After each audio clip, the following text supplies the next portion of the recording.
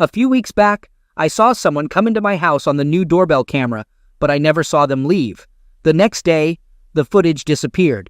So, playing detective and starting to investigate, my soon-to-be ex-wife, STBXW, realized I was onto her. She thought I had found evidence, probably from the recently installed doorbell camera she deleted. I was setting up in-home cameras and VRs at the time. However, she ended up confessing to an ongoing affair lasting about a year, during most of the time I spent helping my elderly parent. She admitted I deserved better and suggested a fair divorce, selling the house and splitting the proceeds. She might even pay alimony for a while. We'll share most of the debt, and the house sale should cover it, leaving a bit to start over. It's disheartening and unfair. I admit I felt anger and wanted revenge, but there aren't many people to expose her to who would care. No one on the other person's side to expose to. He's single, divorced, and surprisingly more informed about my marriage than I was. Their relationship isn't close, and it's likely not her first time. Despite the urge for revenge, I let it go without seeking more pain. This situation comes at a crucial time as I deal with elder care issues, and I don't have the energy or desire to fight for anything. She offered to fix things, but we both know there's too much pain and wrong between us, and I'm still broken from being cheated on over 25 years ago. Some scars never heal. I've recently questioned if my entire relationship was a rebound, but I'm a committed person, and once I commit, I'm all in. Maybe I did it too soon. Now I can't see trusting anyone again. So there's no confrontation, revenge, or exposure, just two lives torn apart. Now I have to rebuild myself without my pride and ego. It's another failure in a long list of them. Life as I knew it is over, and I'm just going through the motions to handle things. I don't want to go home, but I have to pack and prepare the house for sale. Then I need to find an apartment, and I don't even know where I want to live. It's all just lousy. I wasted more than half my life on someone. The only blessing is not having kids since, once the divorce is final, I won't have to be in contact with her. Though that will take time. Every time I hear her voice, the pain resurfaces. My version of pain shopping is looking back at our pictures and the otherwise good times we had. I can't figure out why I'm so stuck in the past, mourning something I thought I was ready to move on from. I lie awake, thinking about everything I did wrong, believing I was never good enough for anyone, and wondering why I deserve to be treated poorly. I reflect on how crappy my life is and why I always seem to end up on the losing side. Now, I'm old, broken, and feel like I don't deserve this crappy life. No hopes, no dreams, just alone in my thoughts. More thoughts from later last night. She hasn't even called or texted me since I left. I did tell her not to, and I meant it. She probably knew I did. But not a single, sorry, not a, are you okay? Is she just sitting at home watching a show like it's any other Tuesday?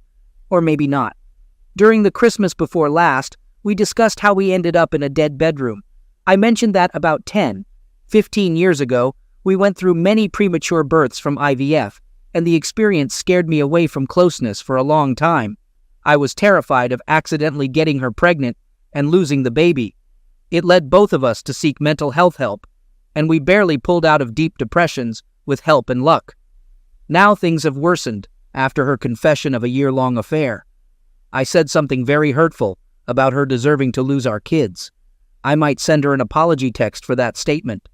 Could saying my fears from over a year ago have triggered her to cheat on me? I only shared that with my therapist at the time, and we decided it wasn't the right time to discuss it with her. Maybe she blames me for our years of a dead bedroom. Maybe it's all my fault. Oh God, what have I done? After thinking it over, against my better judgment, I called. I knew she probably wouldn't pick up, so I left a voicemail apologizing for what I said. I admitted it was hurtful and not true. I acknowledged that it's over and suggested we handle it like adults in our 50s, not like the 20-somethings we were when we met. I expressed hope that she finds what she needs and left it at that. My wife called me last night. She appreciated my apology and knew the things I had said were to try to hurt her. We didn't discuss much, except for her apologizing again and blah blah blah. I did tell her I would be coming home this weekend and that I needed her not to be there. It was mostly civil, but I made it clear that I don't care where she goes. I suggested she stay with her boyfriend since that's who she wanted anyway. She denied it, insisting she wants me back and that we can work it out. She asked for one chance, promising to do anything to make it up. I'll admit I wanted nothing more than to go back in time to any time other than the last year, that I would even go to the worst times in our lives instead of now. But I stood firm this time and told her I don't see any way we can be together now. It's been a year, and I can't imagine feeling the same for her. I only asked one question: how many times? She stayed quiet for a long time, but I refused to say anything. She asked if I really wanted to know, not wanting to hurt me more. I said I need to know. That's when she hurt me even more, revealing it was only a few times in the beginning. After about a month, it was almost every day when I was away, and some weekends when she claimed to be at the gym for about 6 months. In the last few months, it was about once or twice a week while I was away. It made me sick. I muted the call to let out some of that pain. So she was close to him more times in a year than we have been in the past 10, 15 years, hundreds of times, maybe even more than the beginning of our relationship. I wanted to ask more questions, but I was too hurt and ashamed. I wanted to know if he was better, bigger, and what they did, but I couldn't take any more. I just said she should go to him this weekend so I can be alone at home and gather more of my important things. I don't even have a permanent place to take them. I've been awake, got a bottle of good scotch, and now I have to work and take care of my parent while hungover. As I thought we had agreed, I'm back at the house to gather some things. Thank goodness she's nowhere in sight. I'm gathering some documents I forgot when I left last weekend, packing clothes and other things. It's going faster than I thought. I'm determined to keep moving before I get too down. In the basement, packing up a few things is tough, but I want to keep moving. Faintly over the tunes, I hear water running in the pipes. It goes on for a while before I notice. I walk upstairs and hear the shower going. I'm stunned. I make coffee and decide it's better to go out to my car. I sit in the driveway, considering driving away, but I just sit there stunned. I start writing a nasty text but decide against it, opting to wait for her to leave again. My new neighbor introduces himself as I stand outside having a smoke. I don't tell him anything but try to be cordial. As we part ways, the garage door opens, and she's behind her car, asking to speak to me. I stand through introductions from the neighbor and my wife.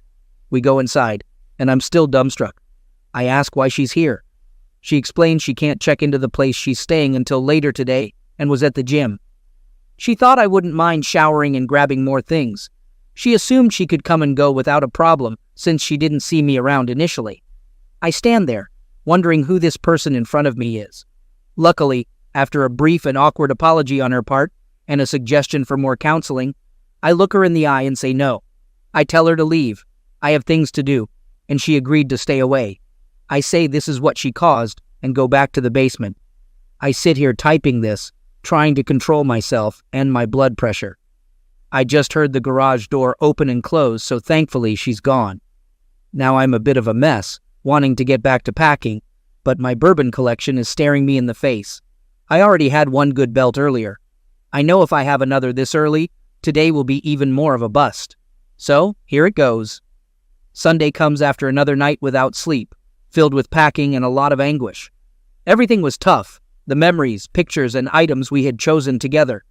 Our wedding album and other things just stirred up more emotions I tried to control.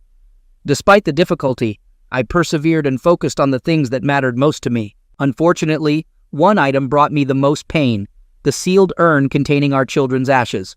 We had planned to combine our ashes and have a relative scatter them in the ocean near our favorite beach when one or both of us passed. Well, that plan is off now, but here's the thing. I don't know if it's wrong that I want to keep it with me. I know I have to discuss this with her eventually, but I'm unsure how that conversation will go. I don't know if we can have it opened and split the remains. It feels wrong, like neither of us is getting them. I'll ask my attorney about it when I retain one, I guess. I didn't mention it to her since my confidence in her was below zero at that point. Sunday evening, I'm nearly packed with things I'm taking with me for now. I wanted to have enough so that if I couldn't tolerate coming back for a few weeks at least, along with a few more important keepsakes, documents, etc. I knew she was supposed to return after 9, as we discussed, and I didn't really want to be there. I resisted the urge to dismantle all the electronics, reset the router, etc., out of spite. So I felt like the bigger person for once, with the help of some supportive calls from a friend and some DMs. Anyway, it's about 7, and I'm loading the last bits into my car.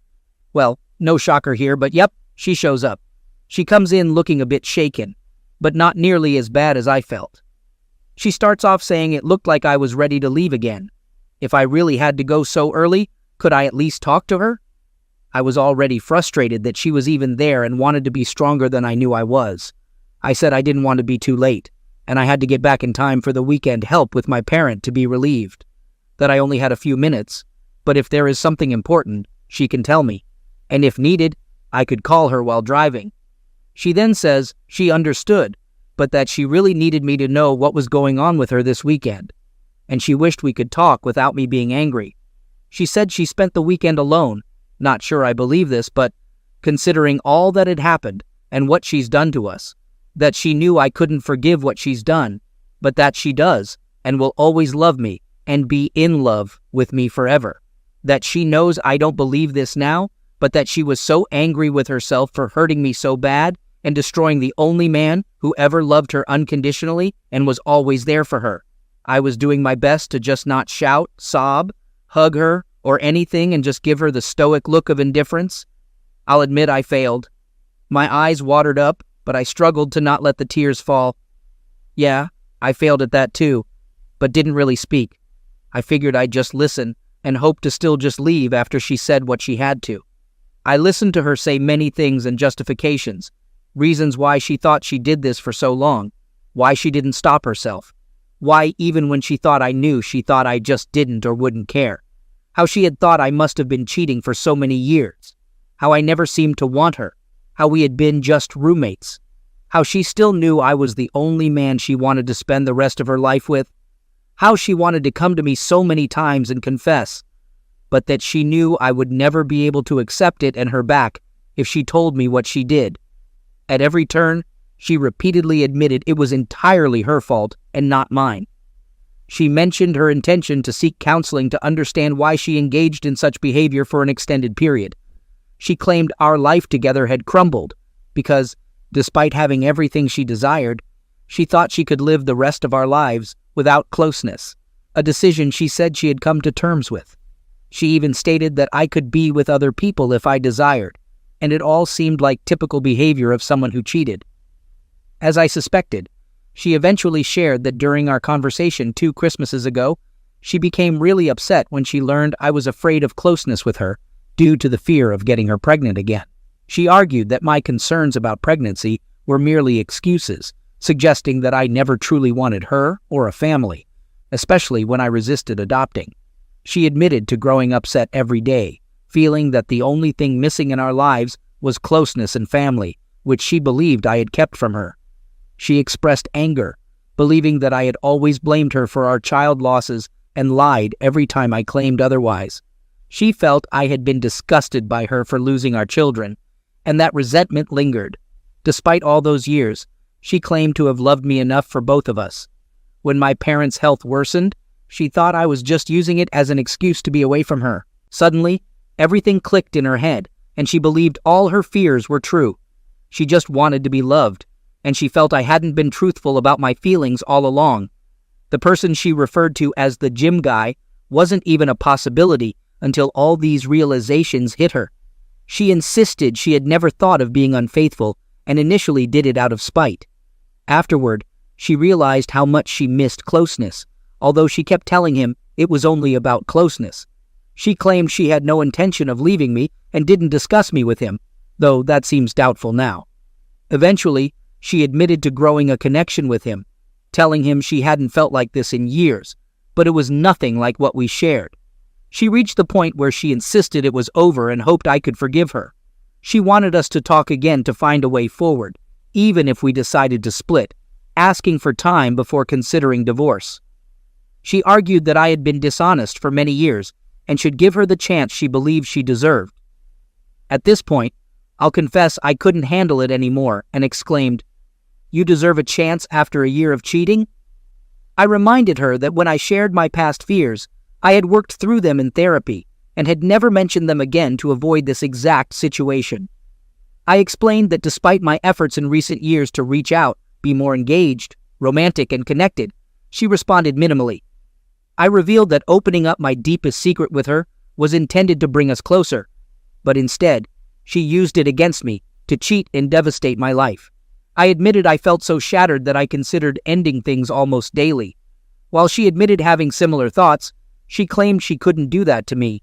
In frustration, I screamed at her, "But you can do this to me? For a year?" After calming down, I asserted that I could never be open and vulnerable to her or anyone else again.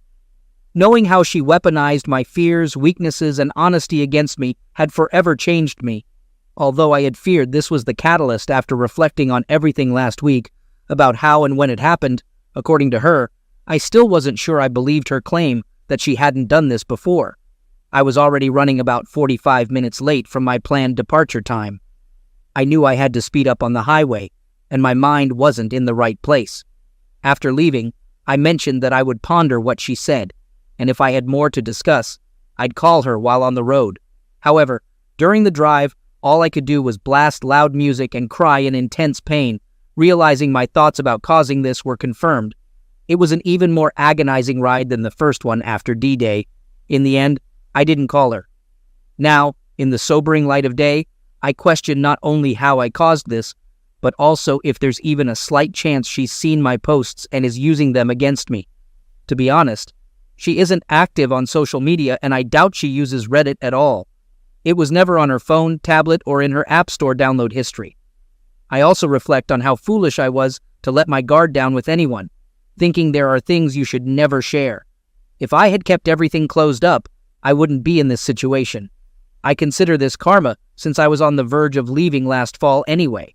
I feel like I'm just moving on autopilot, and this incident proves I should maintain the facade of being a happy guy and never let my guard down again. It feels like I ruined everything I had. I'm still consulting with my attorney and trying to stay on the path, as I don't know how I can come back to her after this. The truth is, she has reopened the wounds in my heart and torn away everything I was holding on to keep going. Sent via her work email. Me informed X that I had hired someone to represent me in legal matters and requested information on who to connect them with. I advised X to seek counsel for the consequences of their actions. X expressed a desire to discuss the situation further and apologized, acknowledging that they couldn't imagine how I must feel.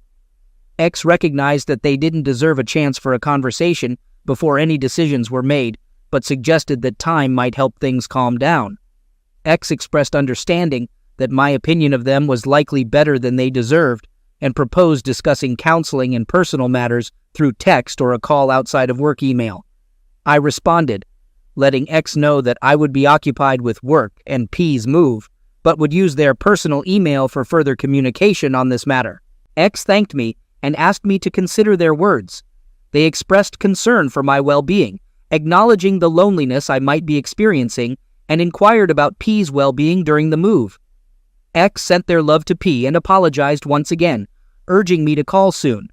I just realized that P, my parent, is losing everything they own, their home of 50-plus years and memories since they're moving into a facility. How does a person with dementia feel being moved? How do they feel having to be reminded nearly every day because they forgot? Then going through the emotions of it all over again. I've been trying to be as gentle as possible, but we're sorting through things to see what they really want. After contemplating the exchange more, the mention of not sending Ish to work stuck with me. Initially, I thought it made sense. Personal matters shouldn't mix with work email, but I'm pretty sure she must have been using her work phone for this. Her personal one is always clean, and I updated it for her new watch last Christmas. I guess I could have still missed it, though. Off we go. Update. I found a better place to stay temporarily, with a friend who lives close to work, and I've moved in for the time being. While I thought about renting an apartment right away, this arrangement works well for the short term. Now, on to the remaining events. I served her with divorce papers, but she responded contentiously through her attorney. Recently, I had to deal with a maintenance issue at my old home. Thankfully, it wasn't too damaging, but significant enough to require quick handling. When I arrived to deal with it, fortunately, I thought, she wasn't around. I met with the contractor, handled the issue, and aimed to be out before she returned. It took several hours, but I managed to move things around and fix the problem. Of course, my luck couldn't be that good. Later that day, I received a call from a doctor saying she had been admitted to the hospital. I'm still her emergency contact and husband, so it wasn't a real surprise. Before I arrived, she had called an ambulance thinking she was having a heart attack. It turned out to be a panic attack, but she told them she had constant self-breaking thoughts and was admitted for observation. She's been in there since, so I had to inform her boss about her medical leave. After talking to the doctor, I decided to go and see her. Her doctor said I could visit, but I needed to be non-confrontational since she was in a delicate state. I was conflicted about it, thinking it might be standard cheater script BS. Despite my feelings, I still care for her and don't want her to damage herself or struggle in the future. In the past, she has been in care for mental health due to unrelated issues, along with another chronic health problem throughout her life. During that time, I was fully present, doing everything I could to help her. Also, selfishly, I don't want this situation to impact her ability to handle our joint affairs. I discussed it with my friend, who said it's up to me what to do about visiting her. I also spoke with my attorney after the initial visits. They advised me to be cautious, not make promises, or say anything that could be used against me, etc. I knew before visiting that cheaters often use the threat of self-damage as a manipulation tactic.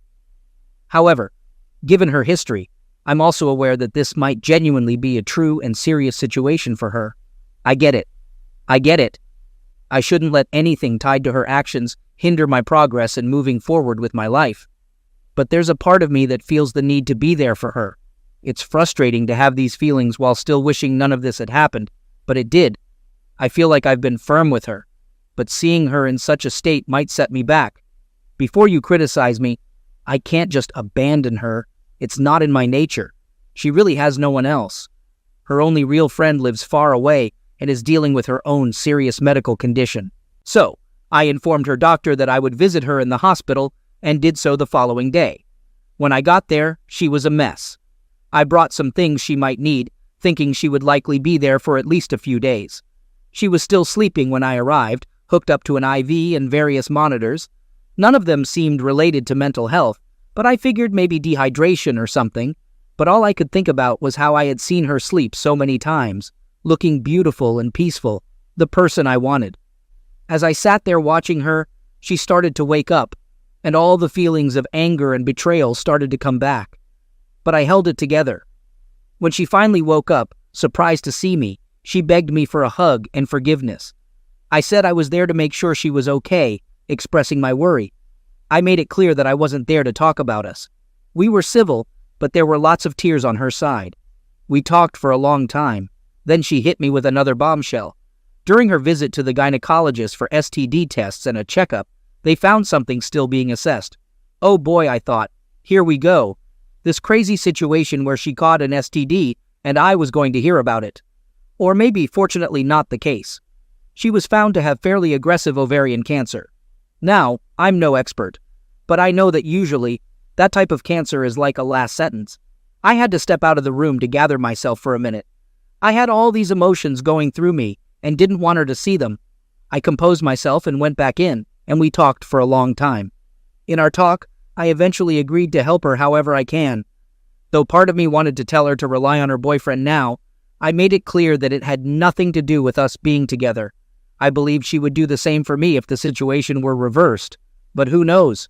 Her panic attack, it turns out, was the result of getting this news and her birthday, which I totally ignored, and getting served in the same week.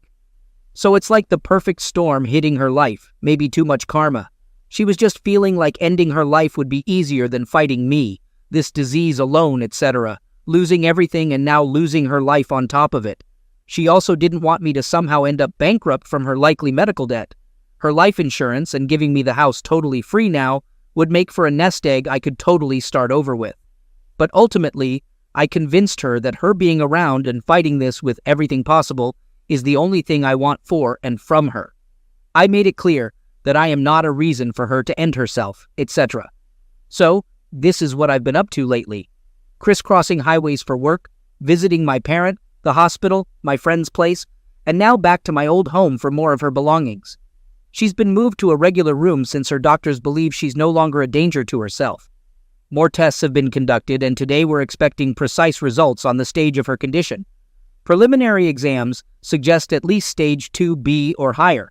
If there's a chance it's not stage 4, we might manage, but if it is, we're looking at a shortened but tough outcome. I'm writing this in the hospital cafeteria, waiting for the oncology department to provide more results and details. I'm the type to do anything for anyone. If her actions hadn't pushed me away, I'd be a wreck. Not that I haven't been in private.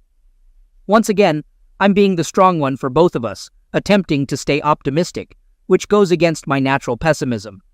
The most significant development, if there's hope, involves major emergency surgery and chemo, followed by a period of care. I've committed to being there for her through surgery, chemo, and recovery in the best-case scenario. I haven't explicitly said I'd move in and stay with her, though that might be necessary. My stance on divorce hasn't changed. I've consulted my lawyer about the legal implications and whether we can still be considered separated. They say we can consider this an in-house separation, given certain conditions. My other concern is avoiding part of her medical debt, likely to delay our proceedings. They mentioned amending our settlement agreement, but she would need to agree that none of this is my liability. So, is there a chance I can care for her through this, avoid emotional reconnection, and still move on with my life, regardless of how this unfolds? Update. For those still interested, I finally met with the doctors. It's stage 2B, and it has spread. But the tumors are still small, and haven't reached the bladder or other distant organs like the liver, which, from my understanding, is nearly impossible to cure. She'll undergo serious surgeries and chemo. I had already made up my mind to support her in her battle, regardless of her actions. I won't leave her to face this alone.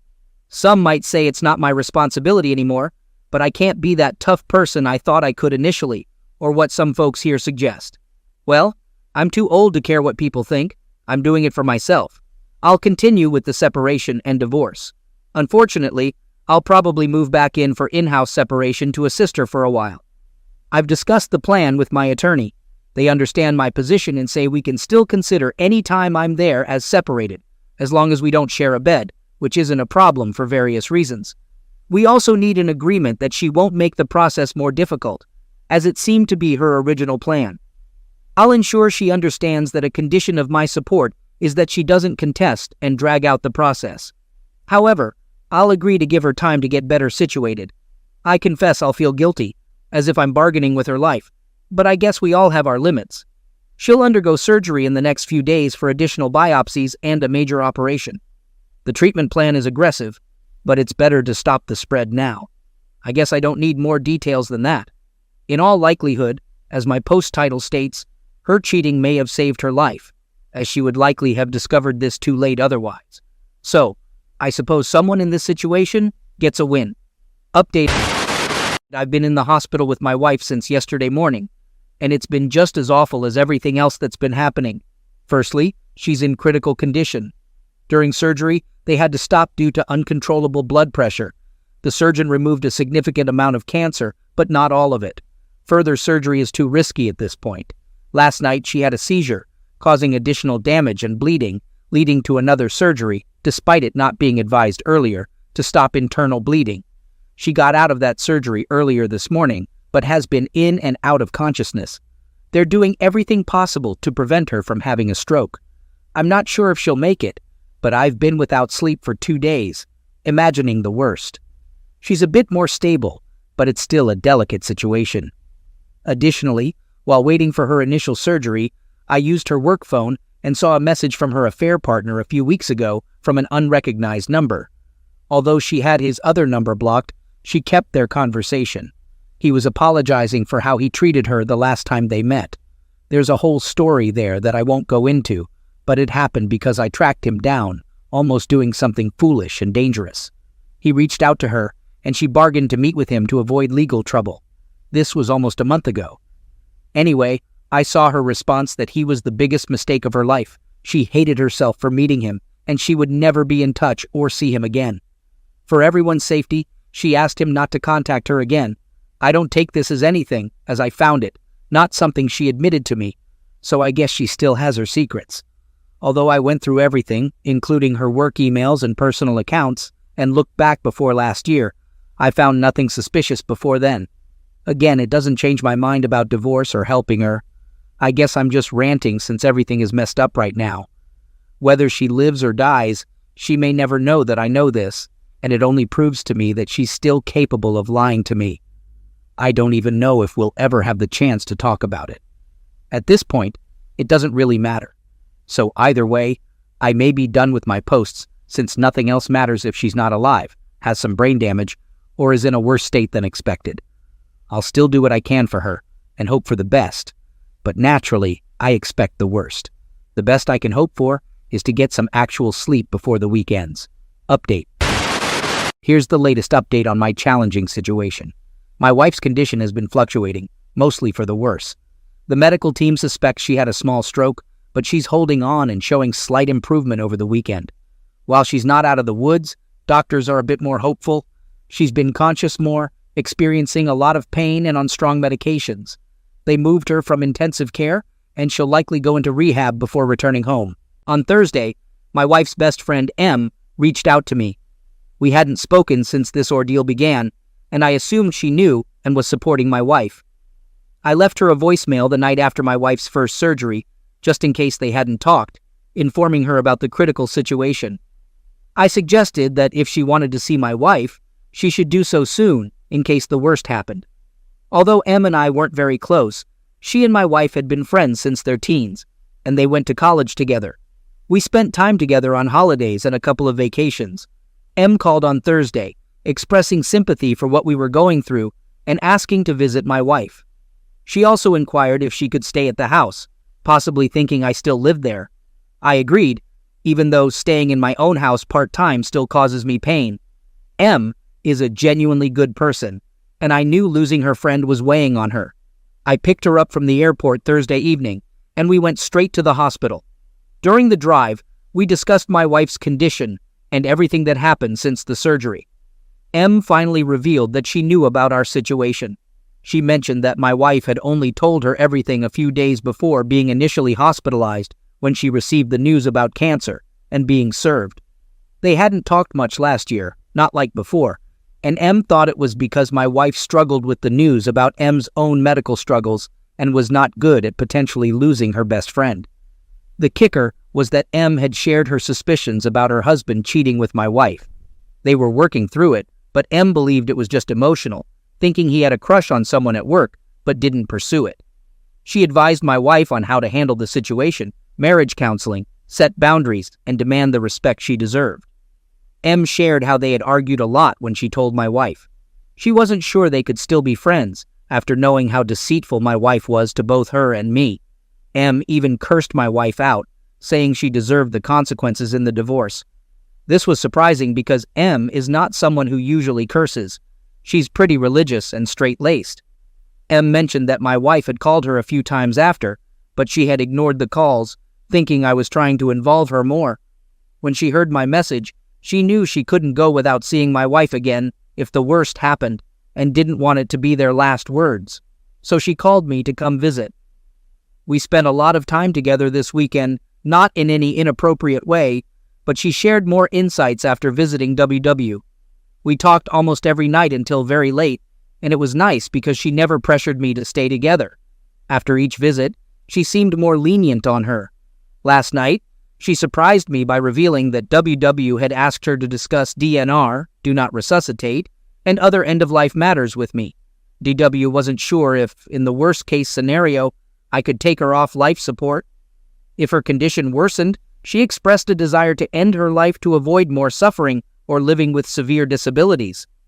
DW asked M to convince me to let her go if the time came and I reached out or couldn't cope with the outcome. I'm unsure about the legal circumstances other than being brain dead here. I plan to talk to her about this tonight, but I'm uncertain about what to say. Personally, I don't believe in keeping people alive if they are suffering, and I might do the right thing in the appropriate circumstance. However, I can't commit to anything beyond that, and I worry I might be influenced by my own desire to be done with this. Even in the right medical scenario, I think I would carry a lot of guilt forever. I'll also discuss this with my therapist, though my appointment isn't until later in the week. I asked her friend M if she would consider assuming medical power of attorney, POA, over my wife before she left, and she is thinking about it. I will also approach one of my close relatives, though they live far away, and I can't guarantee their involvement. I'm adamant about making only legal decisions. I briefly talked to my lawyer, and we have a meeting scheduled for tomorrow.